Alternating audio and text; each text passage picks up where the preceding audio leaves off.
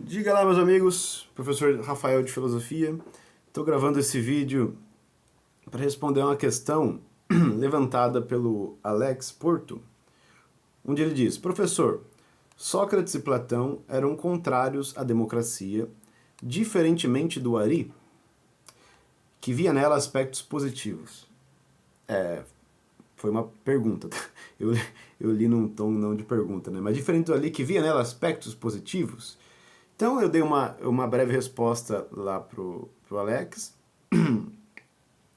e, e resolvi gravar esse vídeo para ficar mais completinho, assim, para dar para entender melhor essa questão. Então vamos lá. Primeiro, é importante ter em mente que a maneira como a antiguidade, principalmente os gregos, né, olhava a política tem diferenças significativas da nossa maneira de olhar, né? Exemplo, não havia na mentalidade grega da antiguidade o dilema de indivíduo contra sociedade, né? Interesse individual contra o interesse social, o interesse da comunidade, etc. Isso é um problema que vai surgir ali na Idade Moderna, né? Não é comum, ou melhor, não existe esse dilema na mentalidade da Grécia Antiga. Não existe por quê? Porque está claro para os gregos que o bem da cidade é superior ao bem do indivíduo, e mais, se é um bem para a cidade, é também um bem para o indivíduo que é um cidadão, que vive na cidade, certo? Então essa dicotomia não existia na mentalidade grega. Outra coisa que não existia na mentalidade grega é a visão que nós temos, principalmente depois da Revolução Francesa, né? A visão de igualdade, a visão de que somos todos iguais por natureza. Isso também não era comum para os gregos, né? O contrário, né? Para eles era claro que nós éramos diferentes por natureza. O que mais que era comum para eles? Essas diferenças, né? Elas se exprimiam tanto em termos intelectuais e como também em termos morais. Os gregos entendiam que se você é superior intelectualmente, isso também significa que você é superior moralmente. É uma pessoa melhor como um todo, tá?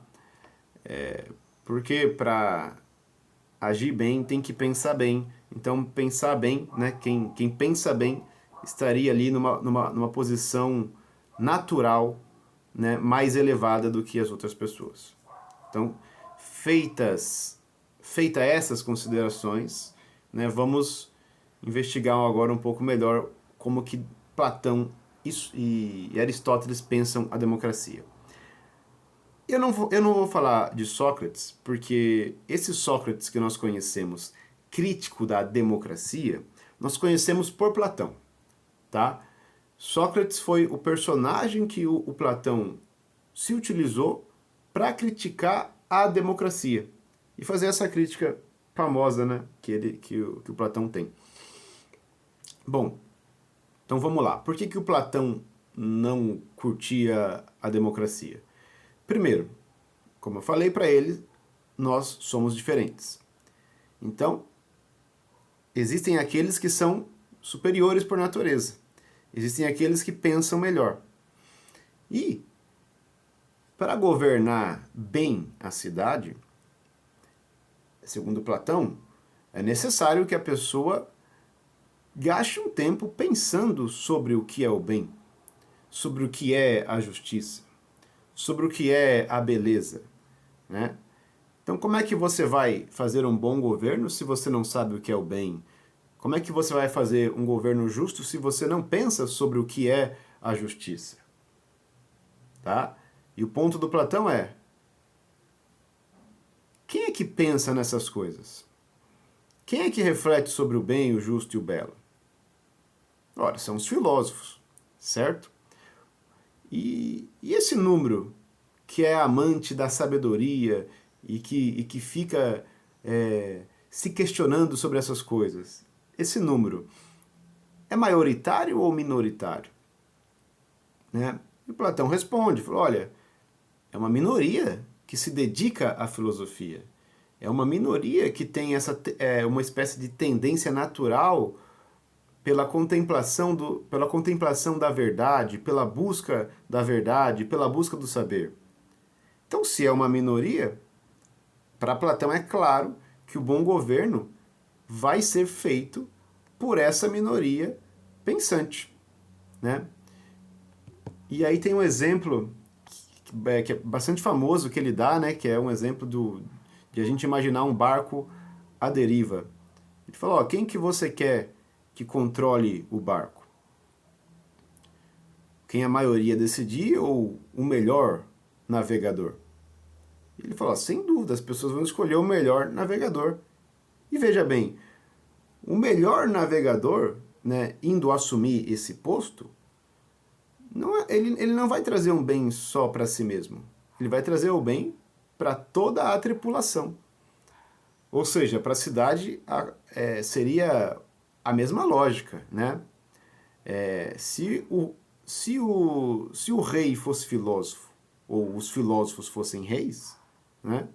Seria melhor para todos, porque eles iam gerir a cidade em busca do justo, do justo, do belo e do bom. Certo? Então, olha só. Mas tem um outro problema que o Platão coloca, que é o seguinte. Ele fala que esse grupo de pessoas, né, que buscam o saber, eles não costumam buscar poder, fama, riqueza. Eles buscam o que é mais elevado. O problema, então, é que esse grupo não se interessa por governar. A solução que o Platão dá nessa cidade ideal, né, nessa política ideal que ele cria, é que os filósofos fossem obrigados a governar. Obrigados. Por quê? Porque é o melhor para a cidade. A cidade iria querer. Né? E também seria melhor para o filósofo.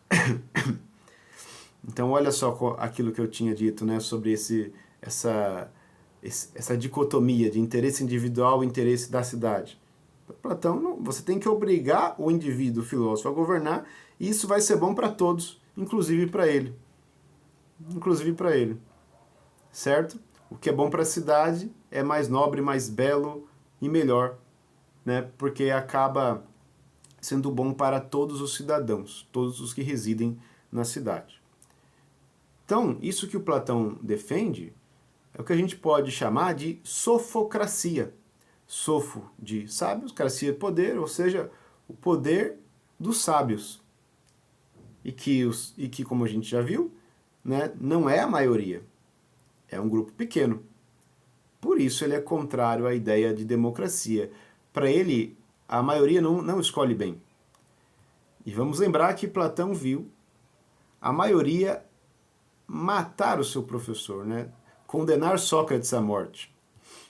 Então Platão ele tinha horror a subordinar a cidade à escolha da maioria. Tá? Essa era a visão do Platão. E assim, tem alguns manuais de filosofia que vão falar, né, que Platão pensa que tem a alma de bronze, a alma de prata, a alma de ouro, né? Eu acho interessante falar também aqui que quando ele fala dessa hierarquia das almas, ele na verdade quando ele escreve isso na República, ele estava falando de mentiras úteis. Olha que interessante. Ele achava que o governante às vezes precisaria mentir para o povo e pensar que existe uma alma de bronze, uma de prata e uma de ouro é uma mentira útil. Porque as pessoas iriam obedecer com mais facilidade, né, esses 6 filósofos, se acreditassem que eles foram feitos com um minério superior, né, que a alma deles é constituída uma parte mais elevada do que as dos demais, né? Mas o que o Platão acreditava de fato, né, como eu falei, isso aí ele chama de mentira útil, o que ele acreditava de fato é: as pessoas fazem melhor aquilo que elas amam.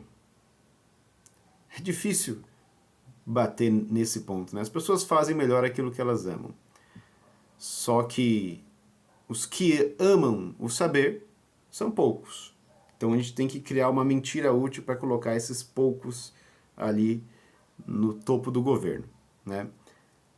Essa alma de prata seria aqueles que têm a virtude da coragem, né? Que tem que assim não são amantes da sabedoria, mas são amantes da justiça, que tem senso de justiça, que não tem medo de ir à luta em prol do que é justo, etc. Então, falar, ó, essa classe tem que guerrear, tem que proteger a cidade.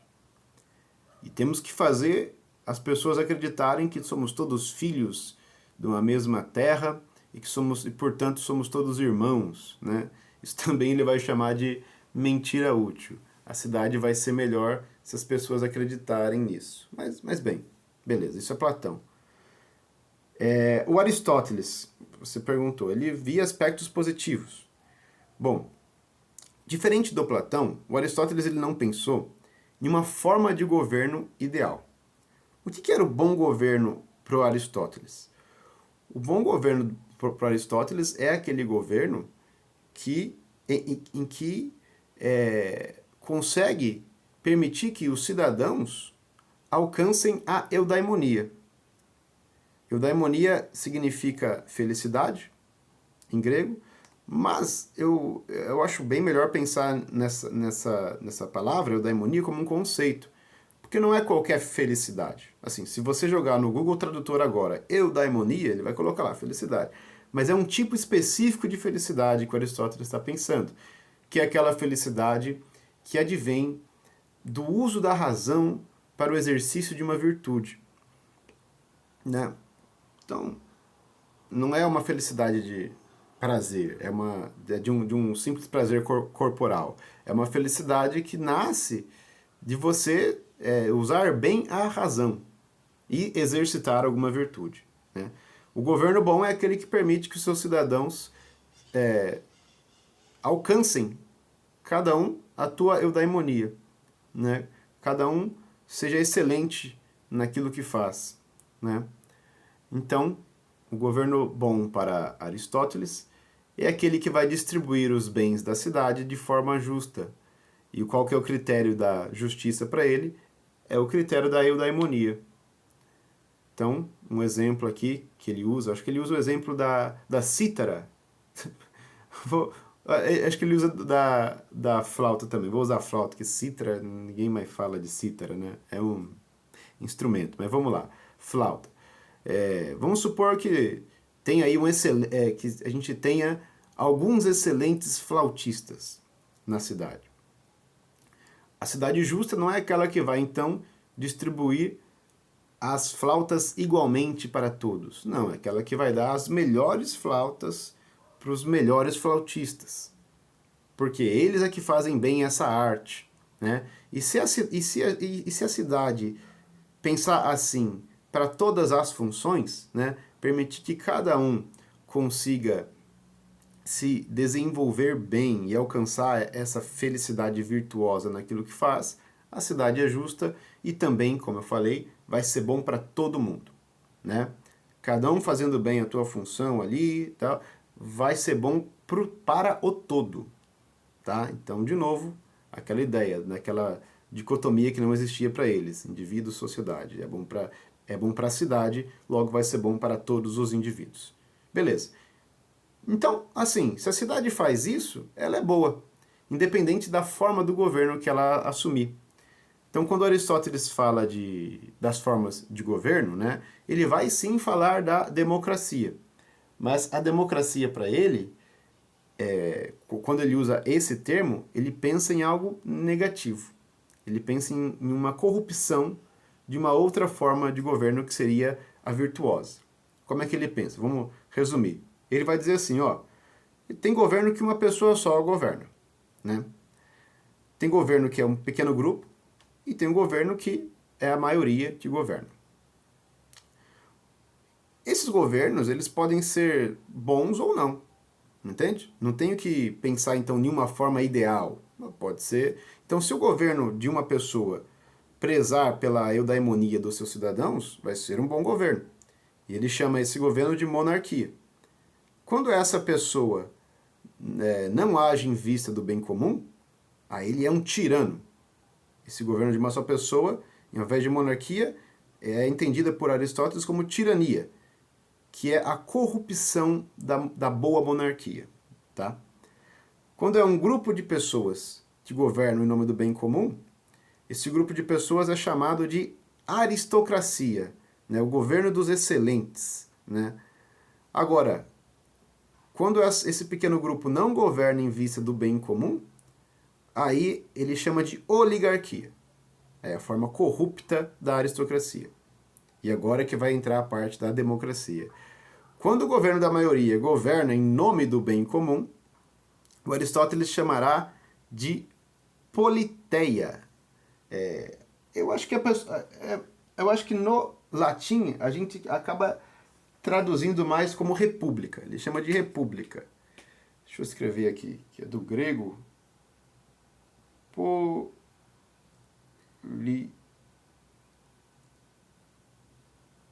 Politeia, é assim do grego. Aí tá invertida a câmera, né? Politeia, né? Aí tem gente que vai traduzir isso aqui por politeia e tem gente que vai traduzir por república. Então, vamos chamar de república, que acho que é mais fácil, né? República seria, então, o governo onde a maioria governa em nome do bem comum, em nome da eudaimonia dos cidadãos. Quando a maioria não governa em nome da eudaimonia dos cidadãos, aí ele chama de democracia. Ou seja, democracia é a corrupção de um governo virtuoso que seria a república. E como que a democracia seria corrupta? Porque ela vai pensar muito na igualdade. E nessa igualdade, você vai ser injusto com os melhores. Você não vai dar as melhores flautas para o melhor flautista. Você vai dar igual, entende? E essa democracia que nivela pela igualdade é o que Aristóteles entende que é algo ruim, que é a corrupção de uma boa forma de governo. Né? A boa forma de governo, a forma justa, então, seriam ou a monarquia, ou a aristocracia, ou a república ou politeia. Mas é boa por quê? Porque preza pelo bem comum, que é o quê? A eudaimonia de todos os cidadãos. Beleza? Nossa, perdão, eu não consegui ser muito breve aqui, Alex. Espero ter ajudado, beleza? Qualquer coisa, comenta aí que a gente vai conversando. Falou!